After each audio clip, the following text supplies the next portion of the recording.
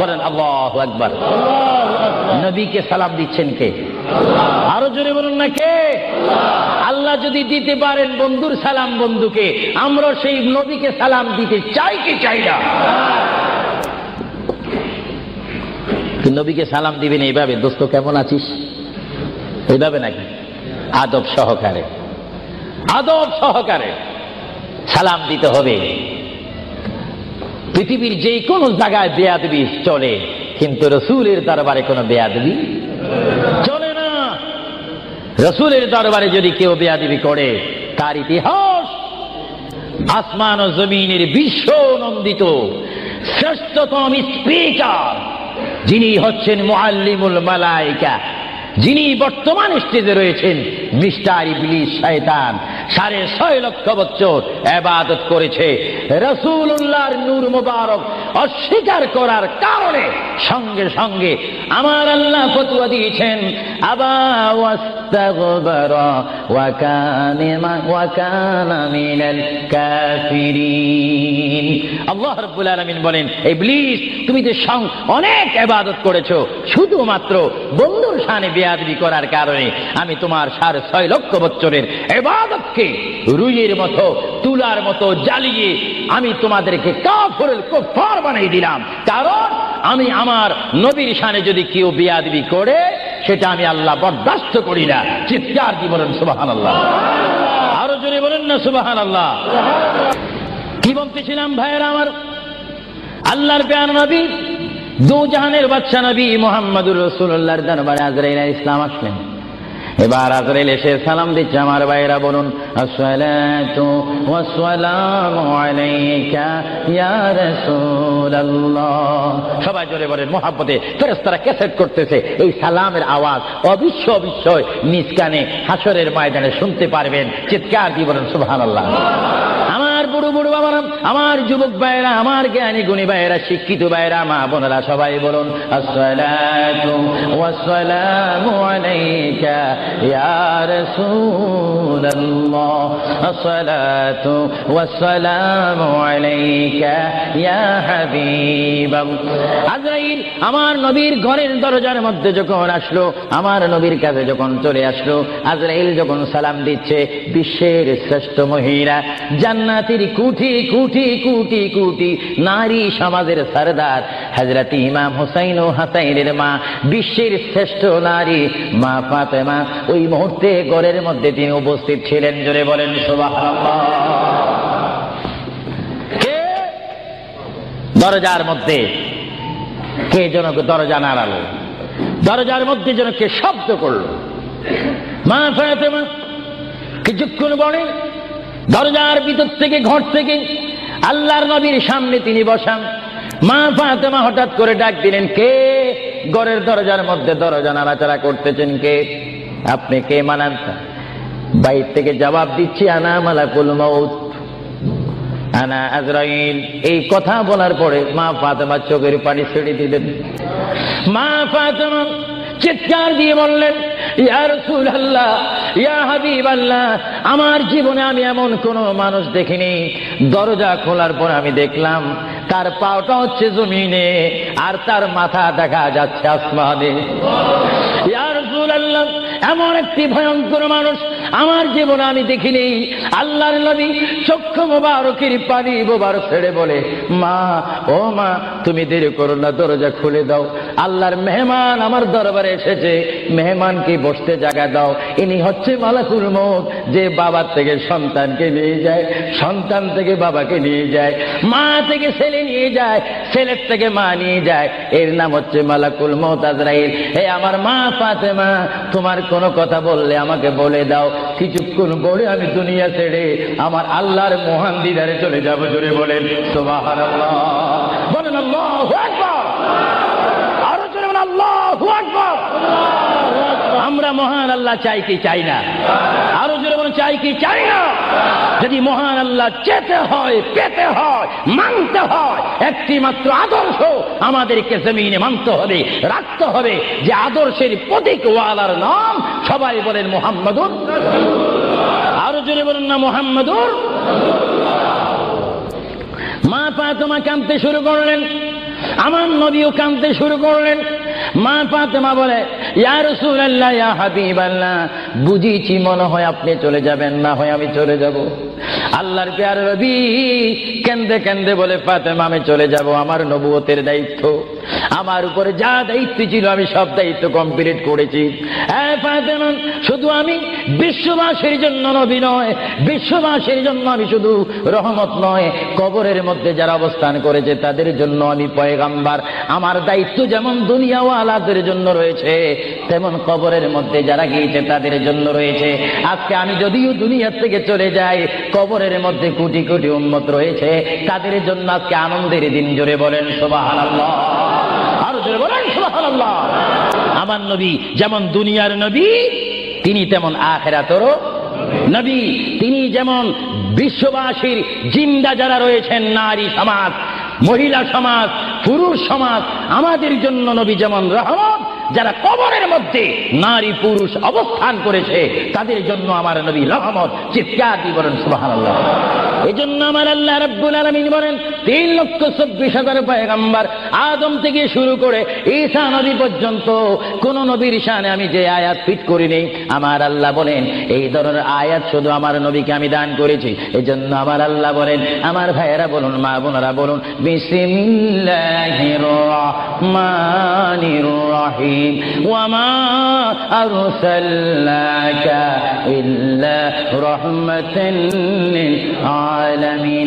আমার আল্লাহ বলে, হাবিব, হে আমার বন্ধু, হে মুহাম্মদুর রাসূলুল্লাহ, আপনাকে আমি আসমানের জন্য, জমিনের জন্য, আরশের জন্য, কুরসির জন্য, মানুষের জন্য, জিন জাতির জন্য, ফেরেশতার জন্য, আমার সৃষ্টির মধ্যে যত সৃষ্টি রয়েছে সকল সৃষ্টির মালিক হচ্ছে আমি আল্লাহ রাব্বুল আলামিন। আর সকল সৃষ্টির জন্য রহমত হচ্ছেন আপনি রহমাতুল লিল আলামিন। হাবিব, আমি আল্লাহ, যেখানে আল্লাহর ক্ষমতা থাকবে সেখানে আপনার রহমতের ক্ষমতা অবশ্যই থাকবে। জোরে বলেন সুবহানাল্লাহ, বলেন আল্লাহু আকবার।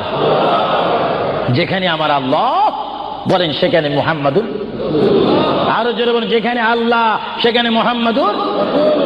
প্রিয় ভাইয়েরা আমার, মুহাম্মদ রাসূলুল্লাহর দরবারে মালাকুল মউত অবস্থান করেছেন, উপস্থিত হয়েছেন, এসে গেল। আল্লাহর প্যারা নবী মুহাম্মদ রাসূলুল্লাহ সাল্লাল্লাহু আলাইহি ওয়াসাল্লাম মা ফাতেমাকে ডাক দিয়ে বলে, হে আমার কন্যা ফাতেমা, তোমাকে আমি জানিয়ে দিতে চাই আমার আর বেশি সময় নেই। তোমার যদি কোনো কথা থাকে তুমি আমাকে বলে দাও, আমি তোমার কথাগুলো শুনবো। মা ফাতেমা ইয়া রাসূলুল্লাহ বলে একটা চিৎকার মেরে ঘর থেকে বাইর হয়ে মসজিদে নববীর সামনে চলে গেল। মা ফাতেমা সেখানে গিয়ে দেখে ইমাম হাসান হোসেন খেলাধুলা করতেছে। মা তার সন্তানকে ডাক দিচ্ছে, হাসাইন আর হুসাইন, তোমরা বুঝি এখানে তোমরা খেলাধুলা করতেছো? আমার বাবা বিশ্বনবী মুহাম্মদুর রাসূলুল্লাহ সাল্লাল্লাহু আলাইহি ওয়াসাল্লাম দুনিয়া থেকে চলে যাচ্ছে, তোমাদের যদি কিছু চাওয়ার থাকে, পাওয়ার থাকে, তোমরা আমার বাবার কাছে চলে যাও। আল্লাহ রাব্বির নাতি ইমাম হাসান হোসেন ইয়া নবী বলে বলে, ইয়া রাসূল বলে বলে চিৎকার দিয়ে দিয়ে তারা আমার নবীর কাছে চলে আসলো। কিতাবের মধ্যে আসে দুনো ভাই আল্লাহর নবীকে জড়ায় ধরে বলে, নানা গো, ও নানা, আমাদের বাবা আলীর মতো গরিব সাহাবী দুনিয়ার মধ্যে নাই। নানা, আমাদের মা ফাতেমা জান্নাতের মহিলাদের সরদার বলে আপনি ঘোষণা দিয়েছেন, আমাকে জান্নাতের নওজওয়ানদের সরদার বলে ঘোষণা দিয়েছেন।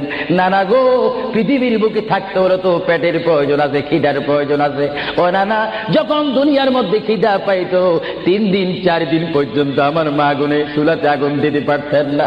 টাকা নাই, পয়সা নাই, চুলাতে পর্যন্ত আগুন জ্বলে না, পাথর বেঁধে বেঁধে আমরা রাত্রে ঘুমাইতাম। ইয়া রাসূলুল্লাহ, ইয়া হাবিবাল্লাহ, আপনার রহমতের চেহারার দিকে যখন নজর করতাম আমাদের পেটটা ভরে যাইত, খিদার কথা আমরা ভুলিয়ে যাইতাম। ইয়া রাসূলুল্লাহ, আপনি যদি দুনিয়া থেকে চলে যান আমরা কার চেহারার দিকে নজর করে আমাদের পেটের খিদা দূর করব? আল্লাহর নবী চক্ষু মুবারকের পানি ছেড়ে বলে, হাসাইন আর হুসাইন, তোমরা কেঁদো না। যতবার তোমরা নামাজ পড়বে আর নামাজের মধ্যে তোমরা বলবে আসসালামু আলাইকা আইয়ুহান নাবিয়্যু ওয়া রাহমাতুল্লাহি ওয়া বারাকাতুহু, যতবার তোমরা আমাকে সালাম দিবে ততবার আমি তোমাদের সামনে উপস্থিত থাকবো। জোরে বলেন সুবহানাল্লাহ, আল্লাহু আকবার। মুহাম্মদ রাসূলুল্লাহ সাল্লাল্লাহু আলাইহি ওয়াসাল্লাম তিনি নিজে কাঁদেন, হাসাইন কাঁদেন, হুসাইন কাঁদেন। আলীও কান্দেন, ফাতেমাও কান্দেন। আজরাইল বলেন, তিনি আজরাইলও কান্দা শুরু করেছেন। আমি পৃথিবীতে বহু মানুষের রূহ নিয়েছি, প্রাণ নিয়েছি, কিন্তু আমি মালাকুল মউত কোনোদিন কাঁদিনি। এখন আওলাদ রাসূলের অবস্থা দেখে যখন আজরাইলও কাঁদতেছেন, আল্লাহর প্রিয় নবী সাল্লাল্লাহু আলাইহি ওয়াসাল্লাম মা ফাতেমাকে ডাক দিলেন, হে আমার মেয়ে, তোমাকে আমি কত আদর করেছি, তোমার কোনো কথা আছে কিনা? মা ফাতেমা প্রশ্ন করলেন, ইয়া রাসূলুল্লাহ, আপনি তো দুনিয়ার থেকে চলে যাবেন, দুনিয়ার থেকে চলে যাওয়ার পরে এই জায়গাটার নাম হচ্ছে কবর, কবরের পরে একটা জায়গা হবে হাসর। এই হাসরের ময়দানে কোটি কোটি উম্মত, মা ব্যতীত, বাবা ব্যতীত, আত্মীয় স্বজন ব্যতীত অসহায় হয়ে মানুষ নফসি নফসি করবে, মানুষ নিজের ঘামে নিজেরা সাঁতার কাটবে। ইয়া রাসূলুল্লাহ, ওই বিশাল 12 সূর্যের চাপ মাথার উপরে থাকবে, ওই কঠিন মুসিবতের সময় আমরা আপনাকে কোথায় পাবো? আল্লাহর নবী কেঁদে কেঁদে বলেন, এ ফাতেমা, আমি তোমাকে জানিয়ে দিলাম, হাসরের ময়দানে তোমরা আমাকে একটি জায়গায় পাবে, যে জায়গার নাম হচ্ছে মিজান, যেখানে আমার উম্মতের নেক এবং বদি ওজন হবে। ওইখানে আমি নবী দাঁড়িয়ে থাকবো, আমার উম্মতকে যেন ফেরেশতারা জাহান্নামে নিতে না পারে। জোরে বলেন সুবহানাল্লাহ। আল্লাহর প্যারা নবী কেন্দে কেন্দে বলেন, ফাতেমা, আমাকে তুমি মিজান পাল্লা কাছে পাবে। আর ফাতেমা প্রশ্ন করলেন, ইয়া রাসূলুল্লাহ, যদি মিজানে যদি আপনাকে না পাই? আল্লাহর নবী কেঁদে কেঁদে বলেন, আমাকে তোমরা জাহান্নামের দরজার মধ্যে পাবে। ইয়া রাসূলুল্লাহ, সেখানে যদি না পাই ফুলসিরাতের গোড়ার মধ্যে পাবে। ইয়া রাসূলুল্লাহ, সেইখানে যদি না পাই হাউজে কাউসারের কিনারায় পাবে। মা ফাতেমা কেঁদে কেঁদে বলেন, বাবা গো, ইয়া রাসূলুল্লাহ, এতে টাইমে যদি 4টি জায়গার মধ্যে যদি আপনার উম্মত মুসিবতের মধ্যে পড়ে যায়, আপনার একা পক্ষে কিভাবে সম্ভব হবে তাদেরকে রক্ষা করার জন্য? আল্লাহর হাবিব চোখের পানি ছেড়ে বলে, ফাতেমা, তুমি আমাকে এতক্ষণ চিনতে পারো না গো ফাতেমা, তুমি জগতের বাবার মতো আমাকে বাবা মনে করো না। ফাতেমা, আকাশে যখন বৃষ্টি হয়, ওই বৃষ্টি পড়ার আগে আকাশে বিজলি মারে ঝিলিক মিলিক করে। ফাতেমা, আমার উম্মত গুনাহগারকে আমি রক্ষা করার জন্য বৃষ্টির মতো হাসরের ময়দানে দৌড়াদৌড়ি করব, একটা উম্মত তো আমি জাহান্নামে যাইতে দেব না। করে বলেন সুবহানাল্লাহ।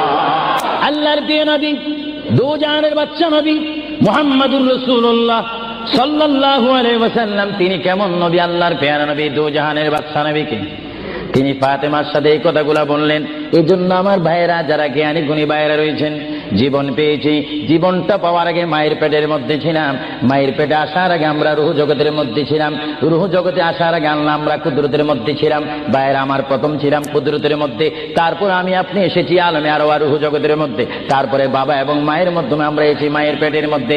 মার পেটকে আমরা বিশাল পৃথিবী মনে করেছিলাম, মায়ের পেট থেকে আমরা আসলাম ধরার বুকে জমিনের মধ্যে, আবার জমিন থেকে আমরা চলে যাব কবরের মধ্যে, কবরের মধ্য থেকে আমরা উঠবো হাসরের ময়দানে। হাসরের ময়দান কঠিন ময়দান হবে, যেই ময়দান নাম হাসরের ময়দান, যে ময়দানে 12টি সূর্যের তাপ এক মোড়ম হাতের উপরে থাকবে। নিজেরা নিজের গামী সাঁতার করবেন, ইয়া নাফসি ইয়া নাফসি বলে বলে আমরা চিৎকার মারবো সেই হাসরের ময়দানে, কঠিন মুসিবতের ময়দানে। 50,000 বছর আপনাকে আমাকে অবস্থান করতে হবে। আর সেই কঠিন হাসরের ময়দানে আমার নবী নিজেই হাদিস শরীফের মধ্যে বলেন, শাফাআতি লিআহলিল কাবাইর মিন উম্মতি।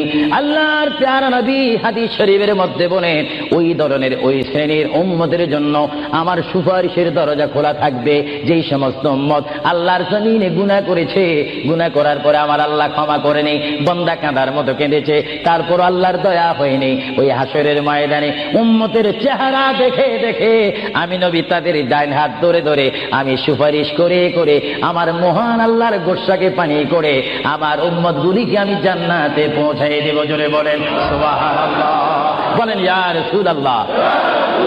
আরো জোরে বলেন না ইয়া রাসূলুল্লাহ। নবী বলেন, শাফাআতি লিআহলিল কাবাইর মিন উম্মতি।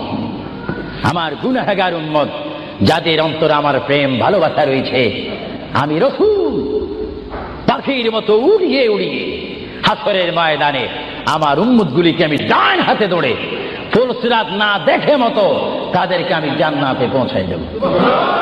বলেন না সুবহানাল্লাহ। এই ক্ষমতা রাসূলুল্লাহকে দিয়েছেন কে? আরো জোরে বলুন কে? এবার আমার নবী মালাকুল মউত আজরাইলকে ডাক দিলেন, এ মালাকুল মউত আজরাইল, তুমি তোমার কাজ করতে পারো, আজরাইল ইসলাম বলে, ইয়া রাসূলুল্লাহ, দেখেন আমার নবীর মউত কি রকম। আজকে অনেকে বলেন নবীর মরে গিয়েছে, ভালো কথা তারা জানেন না বলে এই কথা বলেন। আমি ভাই ফিতনা চাই না, ঝগড়া চাই না, কাটাকাটি চাই না, কিন্তু কেউ যদি কাউকে গালি দেয়, কিন্তু গালির যদি কিছু জবাব দেওয়া না হয় তাহলে গালিটা সত্য হয়ে যায়। এর জন্য মাঝে মাঝে আমি কিছু বলি, কিন্তু ঝগড়া করা আমাদের ইসলামের দায়িত্ব নয়। আমাদের ইসলামিক দায়িত্ব হচ্ছে কু আনফুসাকুম ওয়া আহলিকুম নারা। আল্লাহ বলে, বান্দারে তুমি নিজেই জাহান্নামের আগুন থেকে বাঁচো, তোমার আহলকে, তোমার জাতিকে, তোমার দেশকে বাঁচাও। তুমি নিজেই জাহান্নামের আগুন পছন্দ করো না, কেউ যাক সেটাও পছন্দ করো না, নিজেও জাহান্নাম থেকে মুক্তি পেয়ে জান্নাত অবস্থান করো, অপরকেও জান্নাতে যাওয়ার দাওয়াত দিয়ে দাও। জোরে বলেন সুবহানাল্লাহ। হ্যাঁ ভাইরা আমার, আল্লাহ রাব্বুল আলামিনের প্রিয় নবী মুহাম্মদুর রাসূলুল্লাহ সাল্লাল্লাহু আলাইহি ওয়াসাল্লাম আজরাইলকে বললেন, আজরাইল এবার তোমার কাজ তুমি করো। আজরাইল বলে, হুজুর আমি ততক্ষণ পর্যন্ত কাজ করব না যতক্ষণ পর্যন্ত আপনি ইজাজত না দিবেন। সুবহানাল্লাহ। কি চাচ্ছেন? ইজাজত, হুকুম চাচ্ছেন। হুজুর আপনি যদি হুকুম না করেন আপনার প্রাণটি নেওয়ার ক্ষমতা আমার নেই। মহান আল্লাহ রাব্বুল আলামিন আমাকে আপনার দরবারের আদব শিক্ষা দিয়েছে, আপনাকে যদি কবরে যেতে হয় আর সেখান থেকে যদি হাসর উঠতে হয়, অবশ্যই আমি যেন আপনার থেকে হুকুম নিই, এজাজত নিই। যদি হুকুম এজাজত না নিয়ে যদি প্রাণটা নিয়ে যাই তাহলে আমার ক্ষমতা আল্লাহ চিনিয়ে নেবেন। চিৎকার দিয়ে বলেন সুবহানাল্লাহ। আল্লাহর প্রিয় নবী চক্ষু মুবারকের পানি মুবারক ছাড়লেন। আমার পৃথিবীর কোন মানুষ ইমান নিয়ে মরে যদি তার মুখে কলমা থাকে, জোরে বলেন কি থাকে? কলমাটা আপনারা সবাই বলুন, লা ইলাহা ইল্লাল্লাহ। জোরে, লা ইলাহা ইল্লাল্লাহ, লা ইলাহা ইল্লাল্লাহু মুহাম্মাদুর রাসূলুল্লাহ। ইমানের টাইমে যেমন আল্লাহর নাম আপনার মুখে আসতে হবে, পুরুষ বলেন আর মা বোনেরা বলেন, প্রত্যেকের মুখে যেমন মৃত্যুর টাইমে আল্লাহর নাম আসতে হবে, তেমনি ভাবে সঙ্গে সঙ্গে নবীর নামও আসতে হবে কি হবে না? নবীর নাম বাদ দিয়ে কলমা পড়া হবে না। আল্লাহর প্রিয় নবী, দু জাহানের বাচ্চা নবী, তিনি ইন্তেকাল, তার মৃত্যু হবে, তিনি দুনিয়ার থেকে চলে যাচ্ছেন। তিনি কোন কলমা পড়েছেন? আল্লাহর প্রিয় নবী দুনিয়ার থেকে চলে যাওয়ার টাইমে তিনি এই কলমা পড়েছেন, এই কথা বলেছেন। আমার ভাইয়েরা বলেন, রব্বি হাবিলি উম্মতি, রব্বি হাবিলি উম্মতি। আল্লাহ আমি এখন পৃথিবীর থেকে চলে যাব, যাওয়ার টাইমও তোমাকে ডাক দিচ্ছি, রব্বি, হে আমার রব, রব্বি, হে আমার আল্লাহ, হাবিলি উম্মতি, তোমার কাছে আর কিছু চাই না, আমার উম্মত গুলাকে মাফ করে আমাকে দিয়ে দাও। জোরে বলেন সুবহানাল্লাহ, বলেন আল্লাহু আকবার। কিন্তু মানুষ যখন কবরে যায় কলমা পড়তে হয় কি হয় না? ঈমান। কিন্তু আমার নবী যদি আমাদের মতো মানুষ হয়ে থাকেন, তিনি কাল কলমা পড়ে কবরে গিয়েছেন। প্রশ্ন বুঝতে কোনো কষ্ট হয়? আমরা তো কলমা পড়ি কোথায় যেতে চাই? কবর। জোরে বলুন, আমরা কি পড়তে হবে? কলমা শরীফ পড়ে অবশ্যই আমাদেরকে যেতে হবে কোথায়? কবরে। কিন্তু আমার নবী যদি আমাদের মতো মানুষ হয়ে থাকেন তাহলে মুহাম্মদ রাসূলুল্লাহ কি তার কলমা পড়ে তিনি কবরে গিয়েছেন? আল্লাহর নবীর কলমা ছিল লা ইলাহা ইল্লাল্লাহু ইন্নী রাসূলুল্লাহ। চিৎকার দিয়ে বলেন সুবহানাল্লাহ। আল্লাহর নবী বলেছেন লা ইলাহা ইল্লাল্লাহ, আল্লাহ ছাড়া কোনো মাবুদ নাই, ইন্নী রাসূলুল্লাহ, নিশ্চয় নিশ্চয় আমি আল্লাহর রাসূল। জোরে বলেন সুবহানাল্লাহ। এই জন্য সমাজে রয়েছে, নিজে যাকে বড় বলে বড় সেই নয়। বলেন, নিজে যাকে বড় বলে বড় সেই নয়, দশে যাকে বড় বলে বড় সেই হয়। আল্লাহর নবী বলে, তোমরা যদি নিজকে নিজে বড় বলো তোমরা বড় হবে না, কিন্তু আমার বেলায় এটা ব্যতিক্রম। আমি নিজকে নিজে বলতেছি ইন্নী রাসূলুল্লাহ, আমি আল্লাহ রসুল। আমাকে যারা মানবে তারা সাহাবী জান্নাতি, আমাকে যারা মানবে না তারা বেদিন, তারা জাহান্নামী। জোরে বলেন সুবহানাল্লাহ। আল্লাহর প্রিয় নবী উম্মতি উম্মতি বলে কাঁদতেছেন। কেঁদে কেঁদে তিনি আজরাইলকে হুকুম দিলেন, আপনার কাজ আপনি করতে পারেন। আজরাইল ইসলাম আল্লাহর প্রিয় নবীর সিনা মুবারকের উপর হাত রাখলেন। হাত মুবারক রাখার পরে এই মুহূর্তের মধ্যে আল্লাহর নবী, দু জাহানের বাচ্চা নবী, তিনি একটা চিৎকার মারলেন। ও ভাই আজরাইল তুমি কি করতেছো? ইয়া রাসূলুল্লাহ আপনার রূহ মুবারক আমি বাহির করতেছি। আজরাইল তুমি কি করতেছো? ইয়া রাসূলুল্লাহ আপনার রূহ মুবারক আমি নিয়ে যাচ্ছি। আমার নবী চিৎকার দিয়ে বলে, ভাই আজরাইল তোমাকে একটু আমি অনুরোধ করি, তুমি একটু দেরি করো, তুমি আমার বুকের উপরে কি রেখেছো? ইয়া রাসূলুল্লাহ আপনার বুক মোবারকের উপর আমি শুধু হাতটা রাখলাম। আজরাইল তুমি বুঝি হাত রেখেছো? আমার অনুভব হয় যেন 7টা আসমান আর 7টা জমিন আমার বুকের মধ্যে দিয়েছো। আজরাইল 7টা আসমান আর 7টা জমিন যেন তুমি আমার বুকের উপরে দিয়েছো। এই মৃত্যুর যন্ত্রণা আমি সহ্য করতে পারি না। তবে তোমাকে আমি অনুরোধ করি, আমার উম্মত গুনাহগার হবে, আমার উম্মত বদকার হবে, আমার উম্মত আমাকে না দেখে দেখে ইয়া নবী ইয়া রাসূল বলবে, আমার উম্মতরা তোমার এই কষ্ট সহ্য করতে পারবে না। আজরাইল তোমাকে আমি অনুরোধ করে গেলাম, কিয়ামত পর্যন্ত যত কোটি কোটি উম্মত পৃথিবীর বুকে মৃত্যুবরণ করবে, সকলের কষ্টটুকু তুমি আমাকে দিয়ে দাও, আমি নবী সহ্য করব, তবু আমার উম্মত সহ্য করতে পারবে না। জোরে বলেন সুবহানাল্লাহ। আল্লাহ নবী কেঁদে কেঁদে যখন বলেন, এই মুহূর্তে আজরাইল বলে, ইয়া রাসূলুল্লাহ ইয়া হাবিবাল্লাহ আপনাকে আমি একটা কথা জানাই দিতে চাই, যারা আপনার আশিক, যারা আপনার গোলাম, যারা আপনার প্রেমিক, যারা কোরআন শরীফ পড়ে, যারা দুরূদ শরীফ পড়ে, যারা নামাজ পড়ে, আল্লাহর সাথে কাউকে শরীক করে না, নবীর সাথে বেয়াদবি করবে না, আউলিয়া কেরামের সাথে বেয়াদবি করবে না, ইয়া রাসূলুল্লাহ তাদের মধ্যে আল্লাহ এমন একটা ঈমানের স্পিরিট দিবে, তাদের সামনে যখন আমি চলে যাব, চুম্বককে দেখলে যেমনি ভাবে একে অপরকে আকর্ষণ করে, ইয়া রাসূলুল্লাহ এমনি ভাবে আপনারা আশিকদের রূহ আমি নেব, তারা নিজেও বলতে পারবে না।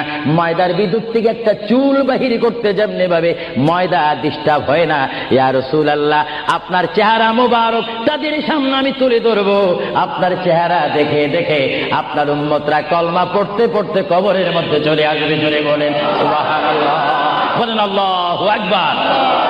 আল্লাহর প্যারা নবী মুহাম্মদ রাসূলুল্লাহ রূহ মুবারক নেওয়া হলো। বুঝেন, যদি নবীও চলে যেতে হয় সেখানে তো আপনার থাকার কোনো ব্যবস্থা নেই।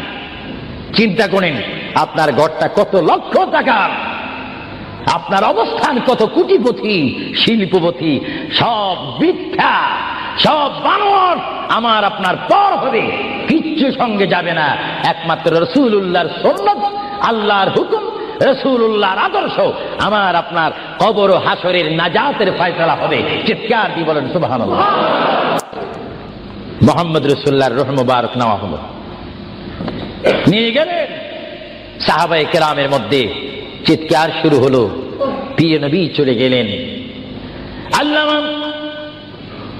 আল্লামা শেখ আব্দুল হক মুহাদ্দিস দেনবী মাদারিসুন নবুওয়াতের মধ্যে তিনি বলেন, বিশ্বের শ্রেষ্ঠতম ক্লাস নম্বর 1 মুহাদ্দিস, যার সিনার মধ্যে লক্ষ লক্ষ হাদিস মুখস্থ ছিল। তিনি মাদারিসুন নবুওয়াত ফারসি কিতাবের মধ্যে তিনি লেখেন, মুহাম্মদ রাসূলুল্লাহর রূহ মুবারক যখন নেওয়া হলো, আল্লাহর পেয়ারা হাবিবের রূহ মুবারক নিয়ে আজরাইল প্রথম আসমানে চলে গেলেন। জোরে বলেন কোথায়? প্রথম আসমানে গেল, দ্বিতীয়, তৃতীয়, চতুর্থ, পঞ্চম, ষষ্ঠ, সপ্তম আসমানে যখন চলে গেল, ওই সপ্তম আসমানে যাওয়ার পরে আল্লাহ রাব্বুল আলামিন হাকামুল হাকিমিনের ওই পাঠানো আজরাইল তিনি চিৎকার দিলেন ফেরেশতাদের মহলের মধ্যে গিয়ে, ফেরেশতাদের কাছে গিয়ে তিনি একটা চিৎকার দিলেন, এই ফেরেশতারা তোমরা একটু আমাকে বিপদ থেকে রক্ষা করো, আমি জীবনে অনেক রূহ নিয়েছি কিন্তু এমন একটা চিন্তা অনুভব করিনি, মুহাম্মদ রাসূলুল্লাহর রূহ মুবারক আমার হাতের মধ্যে, এই রূহুর নূরের তাজাল্লি আমি সহ্য করতে পারছি না, তোমরা এই নূরটা একটু গ্রহণ করো। ফেরেশতারা জবাব দিচ্ছে, এ আজরাইল মুহাম্মদ রাসূলুল্লাহর রূহ মুবারক জায়গার মধ্যে এখানে কোনো জায়গা নাই। এইভাবে আজরাইল আরশ, কুরসি, লৌহ কলম সব জায়গার মধ্যে গেলেন, লাহুতে গেলেন, মালাকুতে গেলেন, রূহ মুবারক কোথাও রাখার জায়গা নাই। কিছুক্ষণ পরে আমার আল্লাহ ডাক দিয়ে বলে, আজরাইল আমার বন্ধুর রূহ মুবারক তোমাকে আনার জন্য বললাম, শুধু একটু পরীক্ষা করলাম, বিশ্ববাসীকে শিক্ষা দিয়ে দিলাম। হে আজরাইল আমার বন্ধুর রূহ মুবারক, বন্ধুর বডি ছাড়া দ্বিতীয় কোনো জায়গা রাখিনি এই বন্ধুর রূহ মুবারক রাখার জন্য। হে আজরাইল তুমি দেরি করো না, যে মদিনার থেকে সাহাবায়ে কেরামের সামনে বন্ধুর রূহ মুবারকটা নিয়ে এসেছো, আবার ওই জায়গায় গিয়ে রূহ মুবারকটা দিয়ে আসো। বলে বলেন সুবহানাল্লাহ, বলেন আল্লাহু আকবার, বলেন ইয়া রাসূলুল্লাহ। এটা হুকুম কার? রূহ মুবারকটা আবার নিয়ে আসলো। রূহ মুবারক নিয়ে আসার পরে হযরত আব্বাস বলেন, হযরত আলী বলেন, হযরত ওমর বলেন, সাইয়্যিদনা আবু বকর সিদ্দিক বলেন, বিশেষ করে হযরত আব্বাস রাদিয়াল্লাহু তাআলা বলেন, আমি দেখতে পেলাম আল্লাহর নবী চেহারা মোবারক উপর কাপড় ছিল, কাপড়টা যখন ছিল হঠাৎ করে আমি দেখি আল্লাহর নবীর জবান মোবারক যেন নড়াচড়া করতেছে। সুবহানাল্লাহ। হযরতে আব্বাস বলেন, আমি ওমরকে ডাক দিলাম, সাইয়েদনা আবু বকরকে ডাক দিলাম, হে সাহাবীরা তোমরা কেঁদো না, আল্লাহর নবী মরে নেই, আল্লাহর নবী মৃত্যুবরণ করতে পারে না, আল্লাহর নবী যদি মরে যায় আল্লাহর রহমত শেষ হয়ে যাবে। তোমরা দেখো রে, আল্লাহর নবী যেন জবান মোবারকে কি জানি বলতেছে। হযরতে সাইয়েদনা আবু বকর বলেন, আমার কানটি, আমার ডাইন কান আল্লাহর নবীর জবান মোবারক উপরে যখন দিলাম, আমি দেখতেছি আল্লাহর হাবিব জবান মোবারক দিয়ে বলতেছে, রব্বি হাবিলি উম্মতি, রব্বি হাবিলি উম্মতি। আল্লাহর হাবিবের সাহাবায়ে কেরাম চিৎকারে মারি বলে, আল্লাহর নবী মরতে পারে না। আল্লাহর নবীর কাফন মোবারকের কাপড় যখন একটু সরানো হলো, আমার নবী একটু মুস্কি হাসি দিলেন। সাইয়েদনা আবু বকর বলেন, আমি রাসূলের মুস্কি হাসি দেখে একটা ইঙ্গিত পেলাম, আমাকে এই অবস্থাও তোমরা কবর দিতে হবে। জোরে বলেন সুবহানাল্লাহ, আরো জোরে বলেন। সাইয়েদনা আবু বকর সিদ্দিক বুঝে গেলেন, আল্লাহর নবীকে গোসল দেওয়া হলো, সব কিছু দেওয়া হলো, জানাজা পড়াই ইমাম বিহীন আমাদের জানাজা পড়তে হয় ইমামের নেতৃত্বে। 4 তাকবীরের সহিত কি পড়ে? জানাজা। আরো জোরে বলেন, কি পড়ে? ইমাম কি পিছে থাকে না সামনে থাকে? কিন্তু আমার নবীর জানাজা এইভাবে হয়নি। আমার নবীর জানাজা কিভাবে হয়েছে জানেন? কুররাতুল ওয়াইজিন দুররাতুন নাসিহিন কিতাবের নাম। কিতাবের নাম বলে দিচ্ছি মাআরিজুন নবুওয়াত, কিতাবের নাম বলে দিচ্ছি মাকামে নবুওয়াত, শাওয়াহিদুন নবুওয়াত। এই কিতাবখানা লেখা হয়েছে আজ থেকে প্রায় 850 বছর পূর্বে। আল্লামা আব্দুর রহমান নুরউদ্দিন জামি রহমাতুল্লাহ আলাইহি কিতাবের মধ্যে উল্লেখ করেন, মুহাম্মদুর রাসূলুল্লাহ সাল্লাল্লাহু আলাইহি ওয়াসাল্লাম এমন একজন পয়গম্বর যার মৃত্যু এমন একটা মৃত্যু হয়েছে, যিনি কবর শরীফে যাওয়ার আগে তার নামাজে জানাজা পড়েছেন। সমস্ত ফেরেশতারা এসে তাওয়াফ করে করে, সমস্ত সাহাবীরা চতুর্দিকে তাওয়াফ করে করে, দুরূদ শরীফ পড়ে পড়ে নবীকে কবরের মধ্যে নিয়েছেন। জোরে বলেন সুবহানাল্লাহ। তোর নবীর জানাজা, আমাদের জানাজা যেমনি ভাবে পড়া হয়, নবীর জানাজাও তেমনি ভাবে পড়া হয়নি। কারণ আমাদের জন্য, মৃত্যু ব্যক্তির জন্য জানাজা কি ফরজে কিফায়া, আর আমার নবী কি মরা না জিন্দা? আওয়াজে বোঝা যায় নবী মরে গেছে। আরো জোরে বলেন, নবী মরা না জিন্দা? আপনার মদিনা শরীফ যান, মরা নবীর কাছে না জিন্দা নবীর কাছে? নামাজে নবীকে সালাম দিচ্ছেন, মরা নবী না জিন্দা নবী?